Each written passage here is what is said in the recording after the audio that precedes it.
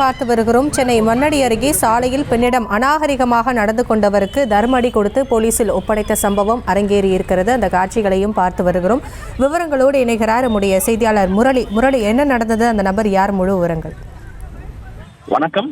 இன்று காலை தூய்மை பணியாளருக்கு ஆபாச செயல் செய்து தவறாக நடக்க முயன்ற நபரை பொதுமக்கள் தர்மடி கொடுத்து போலீசாரிடம் ஒப்படைத்திருக்கிறார்கள். சென்னை மண்ணடி இப்ராஹிம் சாஹிப் தெருவில் இன்று காலை தூய்மை பணியாளர் பெண் ஒருவர் நடந்து சென்றிருக்கிறார். அப்பொழுது அதே பகுதியை சேர்ந்த ஒரு 50 வயது தக்க நபர் ஒருவர் அந்த தூய்மை பணியாளரிடம் தவறாக நடந்து கொண்டு ஆபாச செயலில் நடந்ததாக கூறப்படுகிறது. அப்பொழுது அந்த பகுதியில் இருக்கக்கூடிய பொதுமக்கள் மற்றும் அந்த தூய்மை பணியாளர் அவரை தரமாரியாக தாக்கி காவல்துறையிடம் ஒப்படைத்திருக்கிறார்கள். மேலும் அந்த நபர் தொடர்ச்சியாக அதே தெருவில் இது போன்ற ஆபாச செயலில் ஈடுபடுவது தெரிய வந்திருக்கிறது. இதனையடுத்து பொதுமக்கள் அவரை தரமாரியாக தாக்கி தற்போது காவல்துறையிடம் ஒப்படைத்திருக்கிறார்கள்.